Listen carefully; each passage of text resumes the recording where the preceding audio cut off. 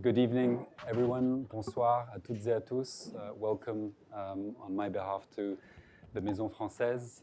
It is my great pleasure to see so many people here this evening. This is really the kind of thing that I wish we could do at Columbia all the time, and that it's what we're here for. So it's really heartwarming to see so many people.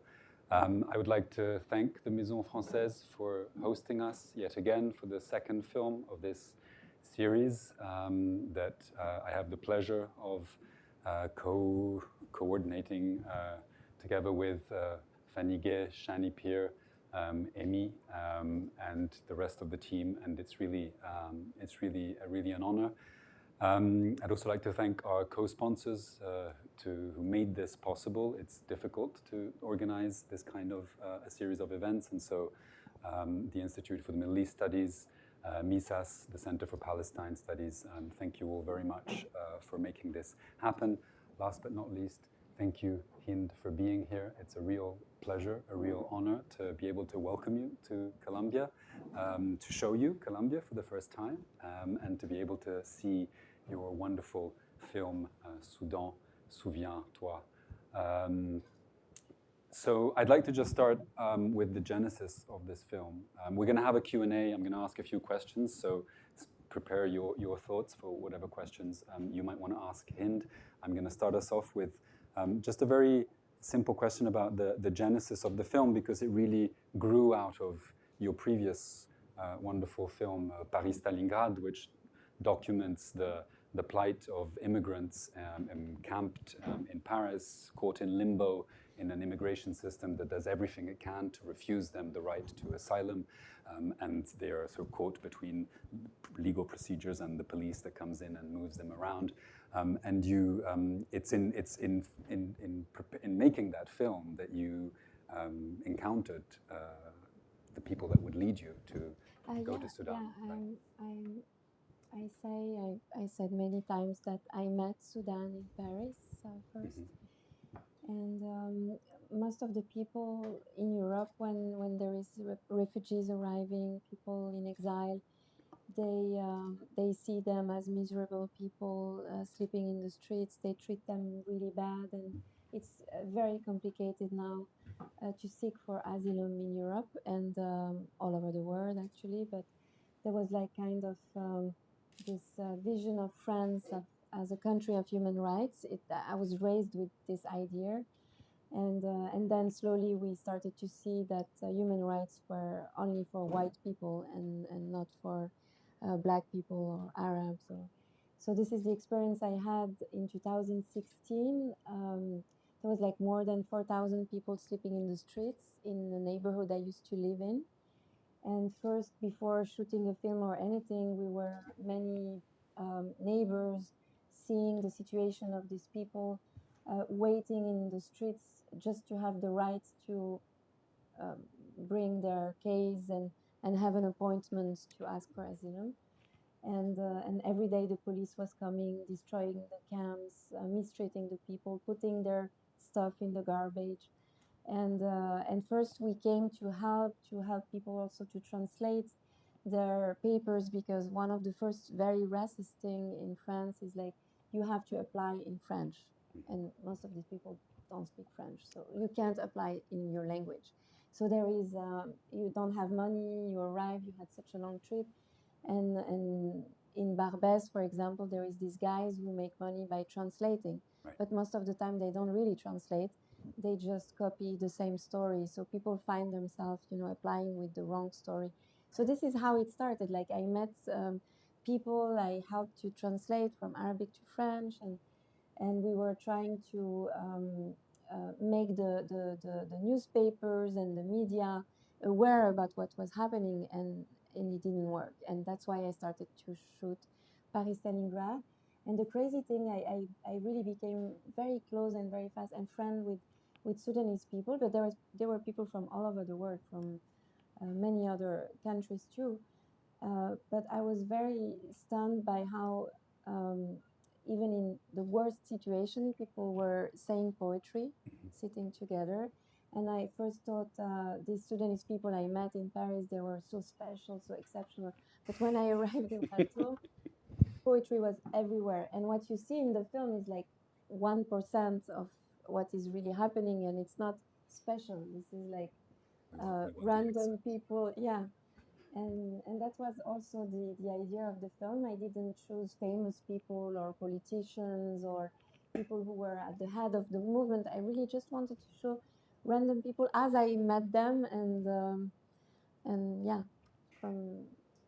So you tell a complicated story that a lot of people don't know much about, as you point out at the end of the film, but it's at the end of the film, and you made a conscious choice. I think you talk about this in an interview, to not make a didactic film, a sort of explanatory film that works chronologically. And I would love to do also a film with archives and say the story about Sudan. It could be also a very interesting and important film. It's not that I didn't want to do that, but it's. I just wanted to share the experience I had, because I was so impressed by how Sudanese people made this revolution happen, and the spirit of it, and I learned a lot. And I thought, okay, there is all the historical, political side, but there is also the human side, and most of the time we don't see it. And of course, the war and all these things you see on the news, what's happening, and if you want to know more, you have to read books about Sudan and go search. And I was learning a lot, so many things that I could put in the film, but I just wanted to keep this very simple, heart to heart, like how you can meet people as I met them, and that most of the time in the way we are raised, and in the way I was raised, is like it's always the West and Europe and the Western world who is like teaching lessons to the world. But I wanted to make another to invert the point of view and say, but we have, like, Sudan has things to teach us. Yes. Absolutely. And you call it, I think, the film une histoire d'amitié. It's a story of friendship. It's a subjective perspective too. You accept that it's a subjective perspective. We don't see you in the film, but we see people talking to you in the film, and so you bring us right there. Yeah, and it's a very personal film. Right, it's a very personal film, but it's also a choral. It's also a collective film, right? Yeah, because when I arrived, something I'm not saying so clearly in the film is that I felt Sudanese people were like, it was like my father talking to me. My father died in 2014. He was a writer, a poet. And I didn't know, like, it's when I started to be obsessed with Sudan that my mom told me that he translated TIFF Salah in French. TIFF Salah is a Sudanese writer, a very important one. And I wrote the book, and that he loved Sudanese literature and Arabic, and they were friends. And so I discovered there was all these things behind. And also, my father, all his life, he was writing against political Islam, not against Islam. And people, most of the time, they really don't understand this, especially in France. They think you have to be against Islam. No, it's very different. Like, people can be Muslims, believe in God, and have nothing to do with political regimes like the one of Omar al-Bashir, or like what you have in Iran. And this generation of Sudanese people, they're making fun of how these people are using religion to control people, to oppress, to kill. And there is this song that comes back. It's a poem saying, "You killed us in the name of Islam, but Islam is innocent. Islam says, fight the tyrants again and for freedom." So, and my father wrote a book called in Arabic "Awham al-Islam al-Siyasi." In French, it's La Maladie de l'Islam, or Islam and its discontents. And it's really talking about like how these people are manipulating the religion just to stay in power. And Sudanese people understood it, and they didn't read my father, but it was as if they were continuing his path. Yeah. There's that wonderful scene, I think it's Maha, right, who says, the imams are telling us to do this, to do that, and they're driving around in their 4x4. And that actually reminds me of, I mean, that's a universal message of revolutions that we see everywhere, right?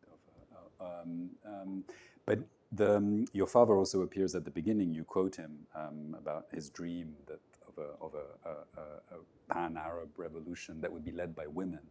And two of the I don't know if they're unique specificities, but very strong characteristics of this revolutionary movement in Sudan is, of course, the presence of women and the poetry, right? They're central to what's been happening, to the movement, to a poetics of revolution too. And the film, I think, really is an homage to this, right? So could you tell us a little bit more about the centrality of poetry and the centrality of these women, young women very often, who are right on the forefront of the revolutionary movement? I did a movie called Electro Chaabi in Egypt during the Egyptian Revolution, and most of the time when I was showing the film in the US especially, there was always a woman very pissed off in the audience saying, there is no woman in this film. So, but there were no women, so it's like I can't invent something that is not on the ground. But it was very difficult for women in Egypt to take the space, and there was a lot of sexual harassment. And also, even when there were women, they didn't want to appear, especially in the slums where I was filming this new movement of music. In Sudan, it was the opposite. Like, as a woman, I was never harassed or never had a problem. Maybe we can show later. There is some pictures we have in the computer on the set, and with the drummers of who drums, on the bridge. I have to say, it's at the beginning of the film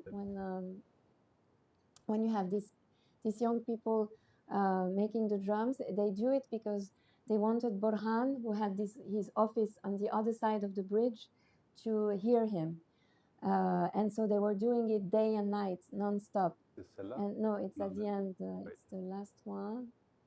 So, as you can see, we didn't practice. We didn't practice this quite as much as we would have. It's been a long day. This is here, yeah, voilà. Yeah.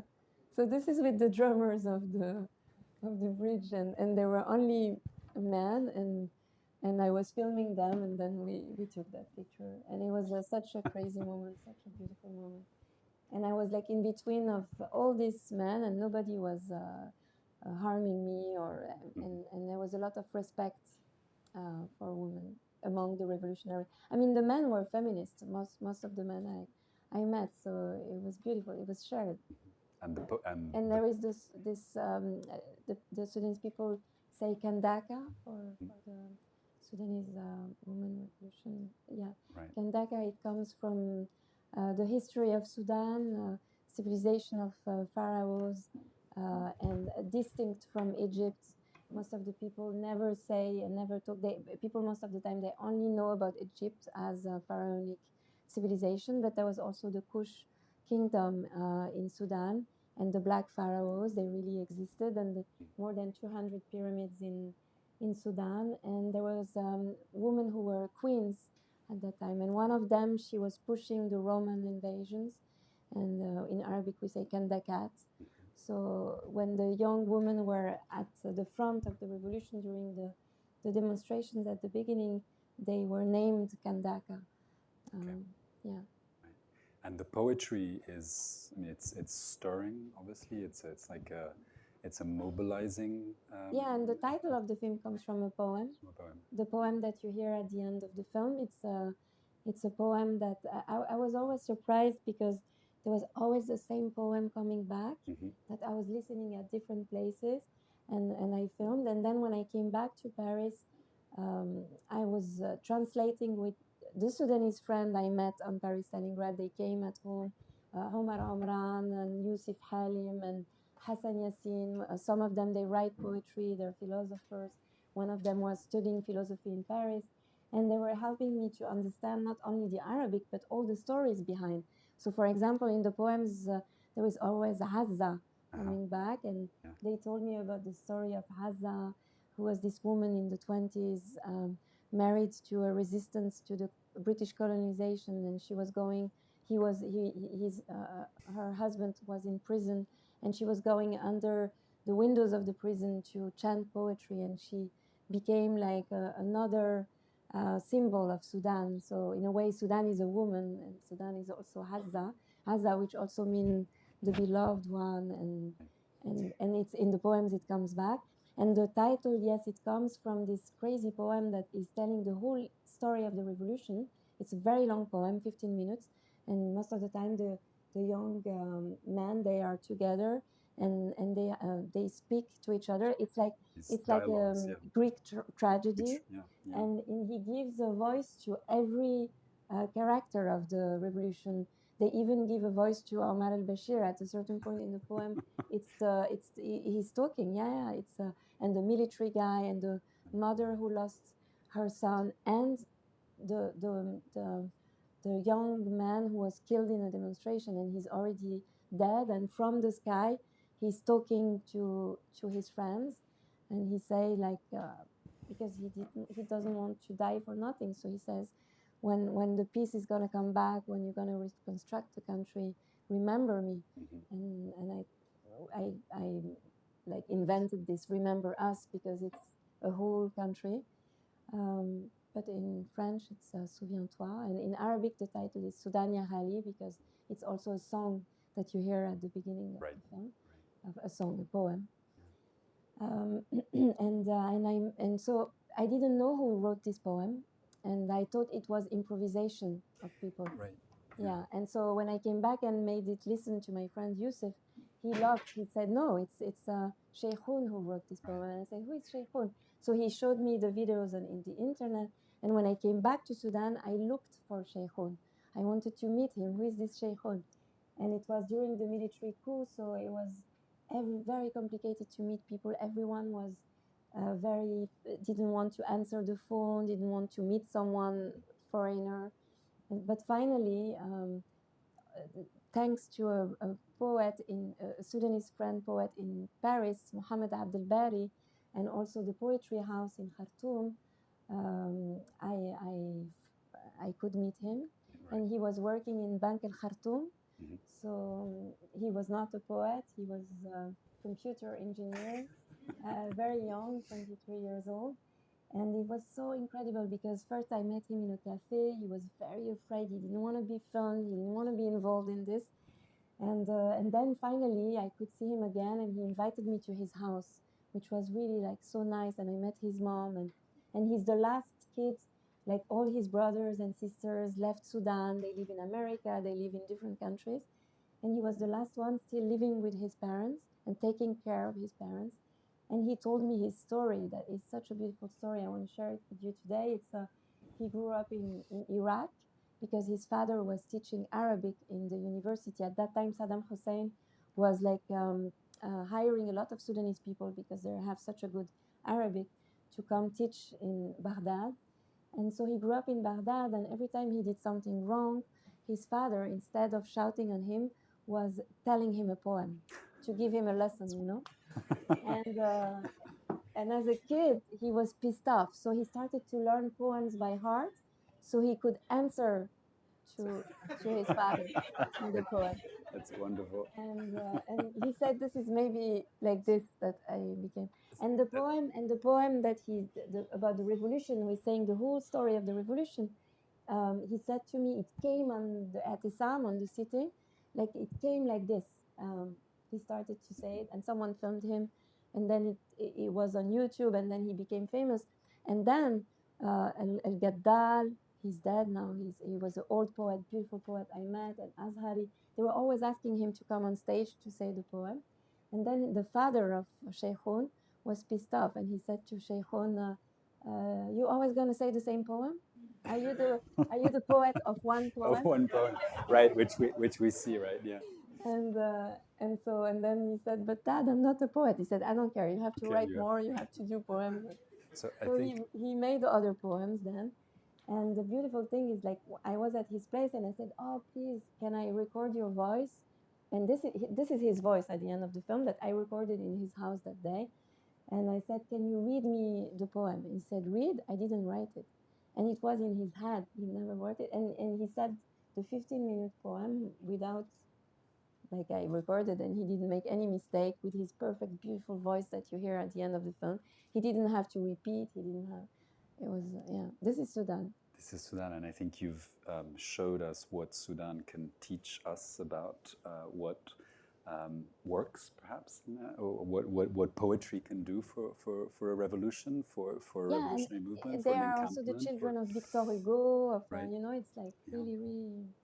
Yeah. Maybe we should probably. I have tons of questions, but we should open it up. I will refrain from asking them all now. But there's a mic behind you there, and there's two people here. Yes. Hi, I'm a student at the journalism school here, and I want to ask a little bit more about, how you ensured you stayed safe during protests, and also like whether there were any situations, not like so much about like other protesters, but more like towards like safety towards the military, right? Like, and also whether there were any other situations where you felt a little bit unsafe. I think there was one part in the movie where someone said like, okay, I feel like I'm being followed, I'm not feeling super safe, and I'm not sure whether that was you or one of the other women, but like, just want to understand a little bit better how you ensured that. The voice in Arabic in the film, yes. Yeah, that was you, right? Yeah, that's what I thought. During the military coup, we all felt unsafe all the time. But then you get used, and then you forget. And also, I didn't really seriously think about all the risk, or I wouldn't have done the film.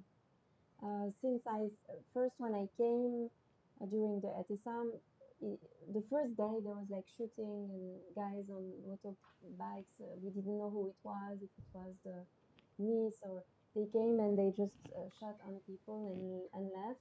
And also when I was on the Etisam before the 3rd of June massacre, there was like 4 people who died because the place was attacked, and same by militias, and I was always very lucky.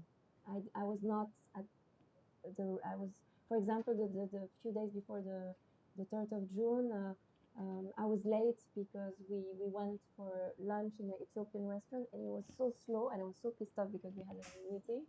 And these people who were so slow in this restaurant saved our life, because we arrived too late to the meeting, and the whole street was blocked, and we couldn't pass, and all the time it was like that. Sometimes just 5 minutes later, they open fire. I don't know. So, and the other thing is, like, when you start doing a movie like that, and after the 3rd of June massacre happened, I felt I really my idea was like, I have to film until there is free elections. And we all had this idea that it was possible, and that the democracy and a new Sudan and the Madaniya could happen. If people didn't believe, and if I didn't believe, I wouldn't do the film, they wouldn't do the revolution. So, and it's more after, when you watch the footage, when you're back, that you realize how dangerous it was, and all these things. And you shouldn't think too much, because if you think too much, you stay at home. Yeah. Hi, thank you so much for this lovely, vivid, very important movie. I'm just so aware at how I really need to start doing my homework and digging into this more. And one place that seems to be a good place to start would be this slide right here. Where do I find this online? This backdrop, is that? Oh, this one you find it very easily, because it's Victor Hugo. So. Well, no, not the quote. This is some presentation or something. This whole. The presentation. Oh, we have your emails. I would love to. Yes, please. Send it. By the way, something very important I have to say. It's about Maha. Maha, she's in the film, and the small fact. No, but just because you said how can we? Yeah. So we have your emails because of the security new thing that we need to register and have QR code and all these things. So we will send you a link. We will send you, if you want, the press presentation. the film. It's in French.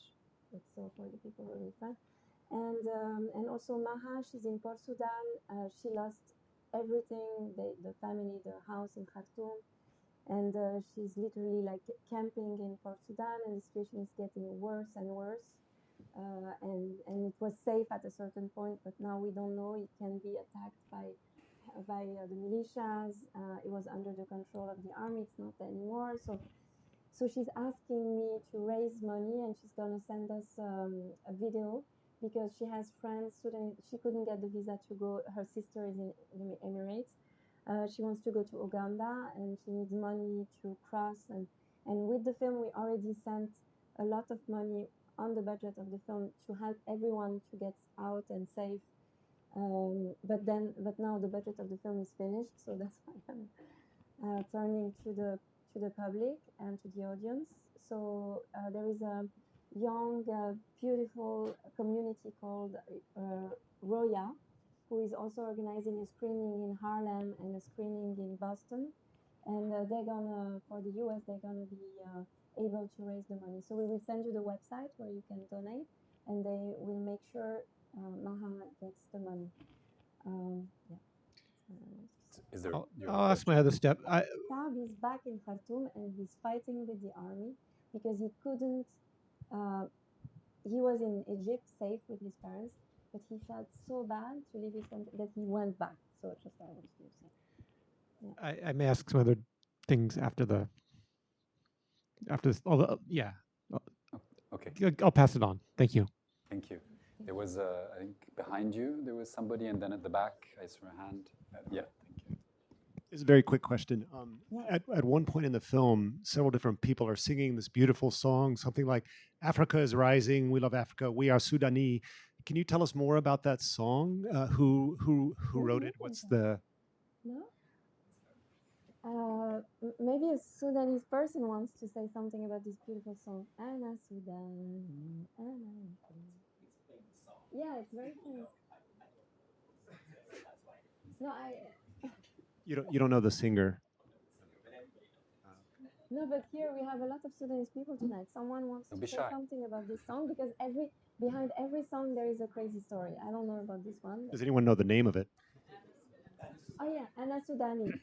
Yeah, you can find it very easily. There is many versions of it. The first version of it is from the 60s, but then you have who among the Sudanese people wants to say something about Sudan? You didn't know what you were signing up for. Yeah? Yeah, please. Yeah, please, come on. Sorry, you want me to just talk about the song itself, or? Okay. Or sing it if you want. Oh. The song, I can just say what it means to me at least.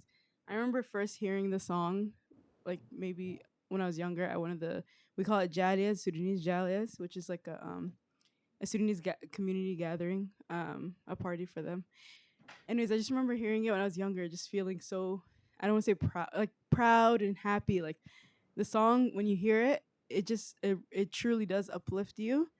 The words, I think you guys saw it, but it's saying, "I'm Sudanese, I'm African," and it's wonderful.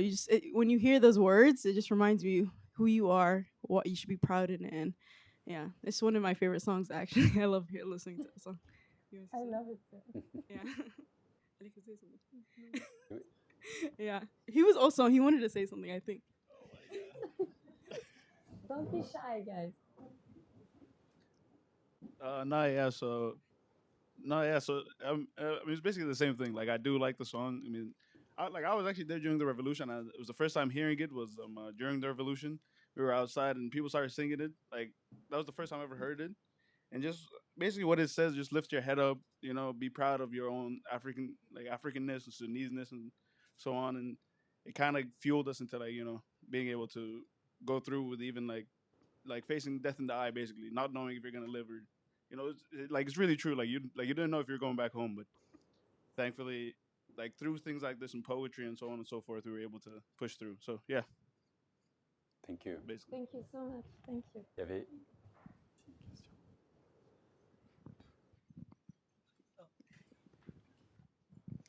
Hi. I remember one line from the movie that says, you cannot kill souls, and you definitely cannot kill ideas. And what it did to me is a parallel of what the movie portrayed in Gaza, what's happening right now in Gaza. And it's the same thing. You cannot kill their souls, and you cannot kill their anything. Thanks. Thank you. Thank you. Hi, Hind. Hi. We met in Khartoum at the sit-in. Wallahi. Yeah. Yes, hello. With and I'm really happy I finally got to see the film because I remember when you were working on it with Snoopy. Yeah, and Koti too. You remember Koti? yes. And now seeing a lot of friends and familiar faces in the film, I was taking pictures and sending And it. Snoopy, he filmed all the dangerous scene with the military. It's Snoopy who filmed. Yeah. Snoopy? Yeah. Snoopy His name is is a Snoopy. great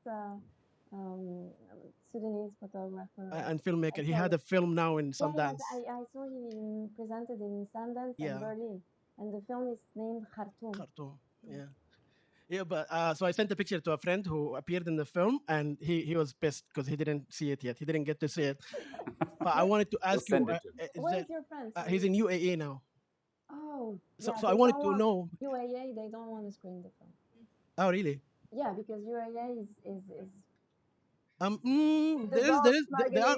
I know, but there are a couple of independent cinemas that I think you can screen it. I can give you the contacts.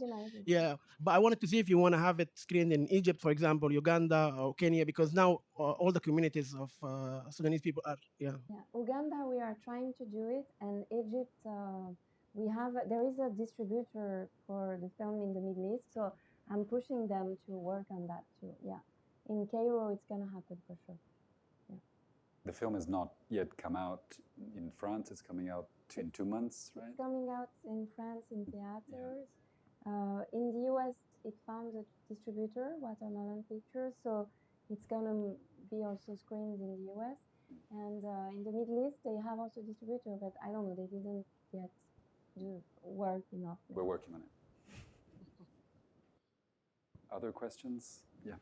But Charapto. Hi, thank you so much for the film. It was really amazing.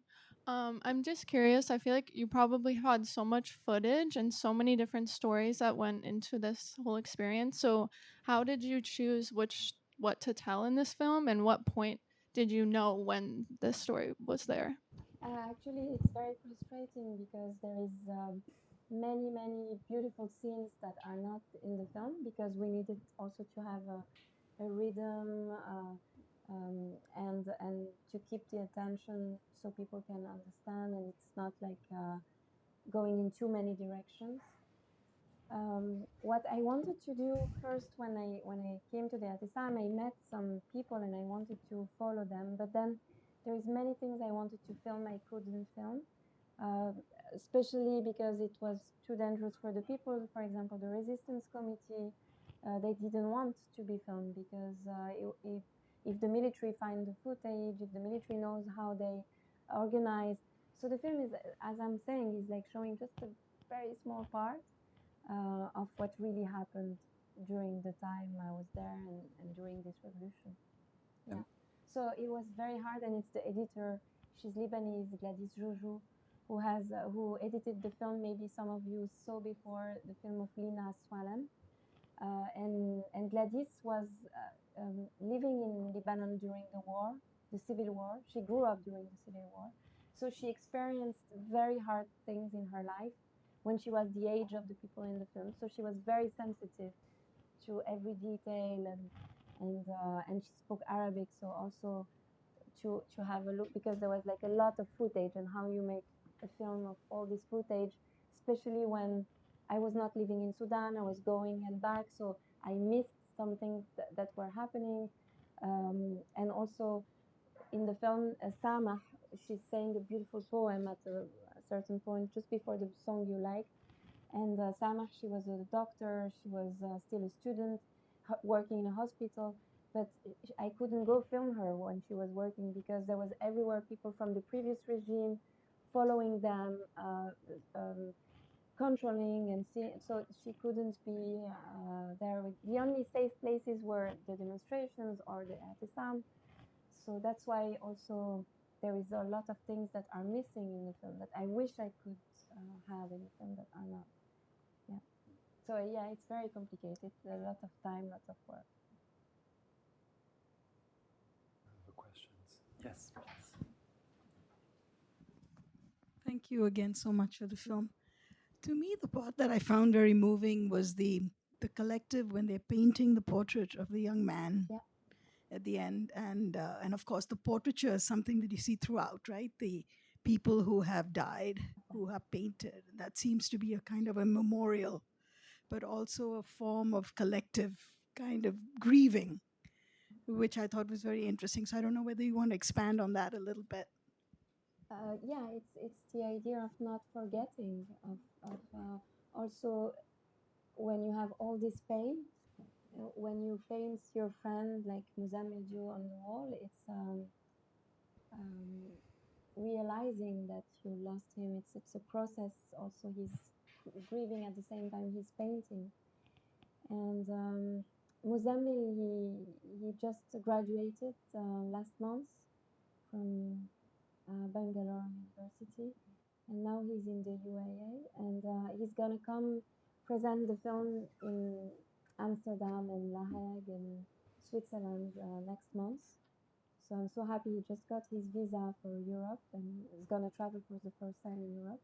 And Shahjan too, she traveled to Venice, she came to Marrakesh. We were all together in Doha to present the film because the Doha Film Festival, they invited all of them. And yes, while it was really interesting, while I want to give a voice to Muzamil, for example, when he was interviewed by Al Jazeera, he said, of course now it's the war, but what we want is that we never forget what we did, because we will do it again and again and again until it will really happen. And you can kill us, but you can't kill an idea, the idea of freedom. And this is something we're going to purchase and continue to purchase, because if you want to stay human in these situations of extreme situations of war, of death, of destruction, the only thing that can keep you human is this. It's art, it's the music, it's the poetry, it's the paintings, it's how you continue to express who you are, even if the situation is terrible. Those murals offer a wonderful contrast to the silence of the streets after the coup, after the repression. They keep, it's almost as if they keep alive that enchantment of revolution, and you can hear it sort of echoing in the. And the military, what they always do is to erase the walls. They erase the walls, right? And when they kill everyone, it's to silence people. And the war is this is silencing people, because Sudan is a very rich country. So the only reason of all this war is this. It's like continuing to steal the country without having the civil society and the people raising and saying what they want, so. I should say we didn't go into it, but Hind is extraordinarily knowledgeable on what's been happening, and so you can also ask her questions about technical questions about the word. So, but yeah, please. I noticed kind of in the end of the film, many of the at the end of the film, many of the film's protagonists like now live in Cairo, UAE, and some went to India. I was just wondering, like, what how difficult is it now to leave Sudan? What that process is like, / what are the relations between Egypt and Sudan right now to accept? Right now, it's very difficult to leave. All the borders are closed, especially Egypt. They let some people come in, and now less and less. So the situation is really bad, and the people who could leave are the people who had money to leave. If you don't have money, you try to just leave the city, maybe go to the countryside. Yeah. That's why, for example, Maha, she doesn't come from a rich family. That's why she's still in Sudan. And yeah. Maybe. And people abroad send a lot of money. Like all the Sudanese all around the world, they send money back home, and this is how a lot of people are surviving right now. My friends in Paris, the Sudanese friends, they all have now jobs and made situation. They were sleeping in the street when they arrived, and now they made it.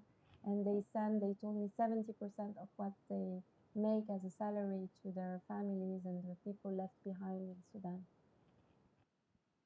Yeah. I just had a question. Did you go by yourself and film everything by yourself, or did you have? The first trip, yes, I didn't even have a producer. I just went by myself, and then I kept going back by myself because also the visa were always quite complicated to make, and I wanted to go with someone with me, with Frida. She's an amazing DOP, but she didn't get the visa. So finally, and then I found some help in Sudan, and especially Snoopy. He's a filmmaker who just released a movie, who filmed when during the demonstration. I didn't go next to the military guys. It's him who was used to it, who was not afraid, and so the violent scenes that you see at the end of the film, it's him who filmed. But 95% of what you see, it's me filming. Yeah. And so you speak Arabic, obviously. You hear her in the a little. Oh, okay.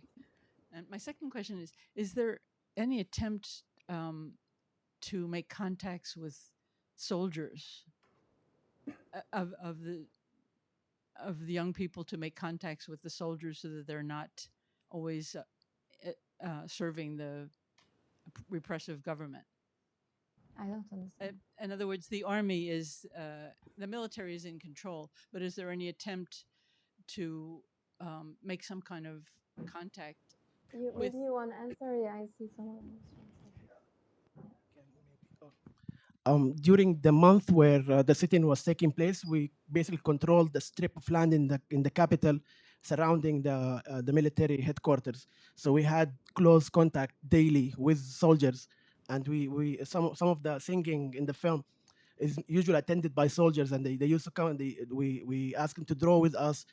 They read our pamphlets. We discuss politics with them, with the little soldiers, and I think part of why the massacre took place is the leadership of the army took out all the little soldiers on that morning and replaced them by the soldiers you see in the footage. They were all the militia. They were all brought from outside Khartoum. So these are not the guys we spent a month with, and they came and just killed us. The same people who did the genocide in Darfur, they came from Darfur actually. Every day there was more and more of them arriving in the city.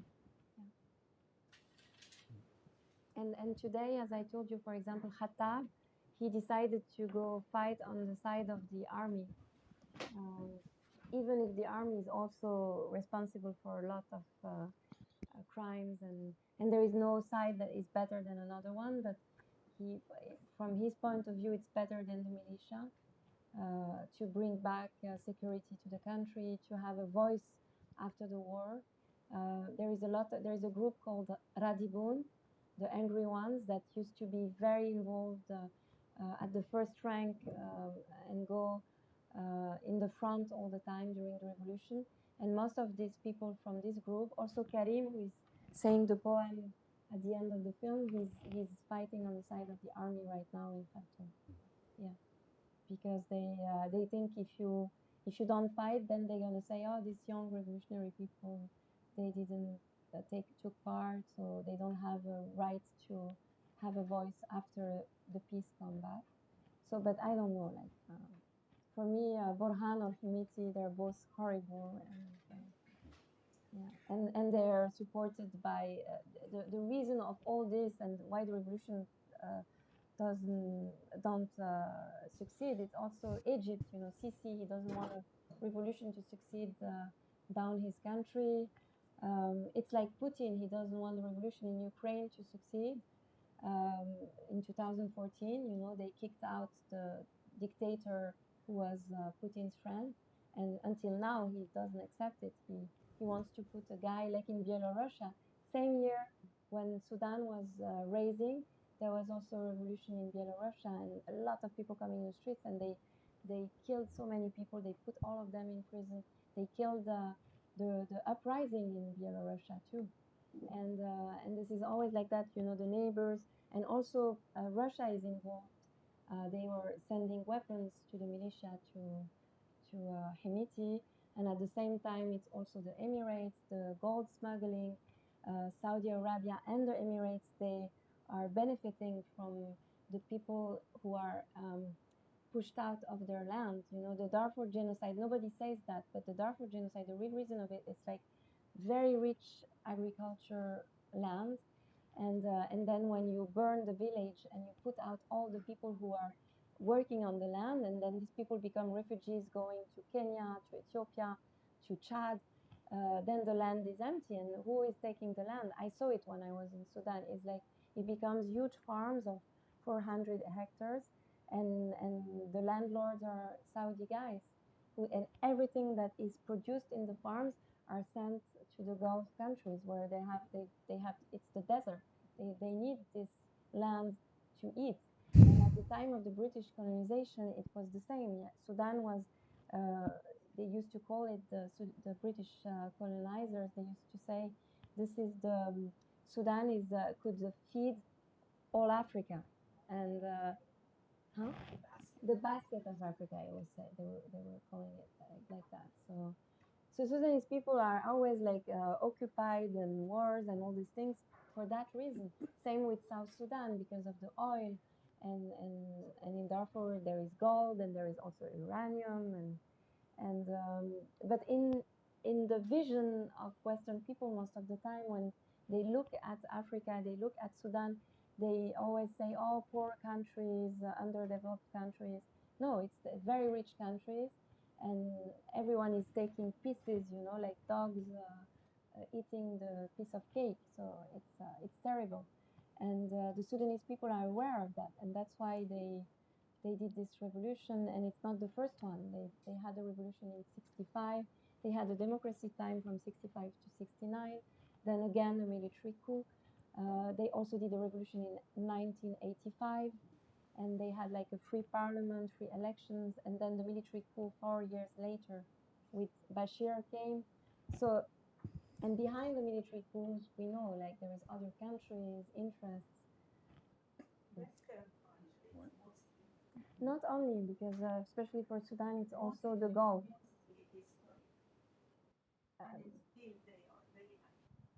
Yeah, but also Saudi Arabia, Emirates, and they're not great.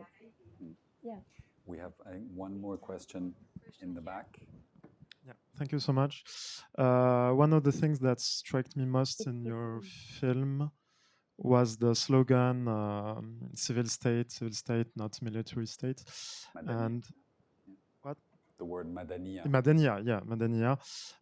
And this reminded me of, well, it was 2019, and it reminded me of the Hirak in Algeria, in which exactly, yeah, and with the exact same slogan, Dawla Madaniya la Askariya. So I was wondering if there was some, like, they were watching that, what was happening, not only in Algeria, but you mentioned Beirut, Baghdad, etc. So was there some kind of, yeah, were they watching? I guess yes. So yeah. Yeah. The Sudanese people were following, and they were very interested about what was happening, and they were observing also what happened before in Egypt in 2011. In Syria, they were benefiting from the experience. That's why they didn't want to leave the I'tisam, the sitting, and all these things are related. And I wish I could have been in Algeria at the same time, and in Beirut and in Baghdad. It was a whole movement. But I was saying it was also happening in Belarus. It was happening in Chile. 2019, just before COVID, there was a revolution all around the globe. I want to just ask one last question. And Hong Kong at the same time. Because we're all looking for new forms of resistance. And the images of the encampment that you showed, of this utopian society that was being created and that had dialogue with the military government in place. We forgot Iran. With the idea of a power sharing that was being hatched. it's also, and I want to end on a beat, there's these wonderful scenes of the protesters beating against the railway lines in a kind of trance, right? And you've promised me that there's a reason for this, and I want to hear. Yeah, it was because Borhan, the general, the military guy, had his office on the other side of the bridge, the military headquarters, and so they didn't want to let him work or sleep, or he need to know that we are here and we're not going to leave. So they wanted him to be pissed off, right? Background about this, the act of banging on the metal. Right. So in the early days, we started occupying the space on April 6, 2019. And on the first week, we used to get attacked almost every morning. Mm-hmm. So this was a system of warning. Like they are at the borders. It started as a system when the cars start coming, they start banging. So we get ready inside. So we get ready for the attack. And then when the attack stopped, it became like a music non-stop. Yeah. Wonderful. So get your stones ready. So now we know more. Thank you all very much for coming. Thank you, Hind, for this wonderful show.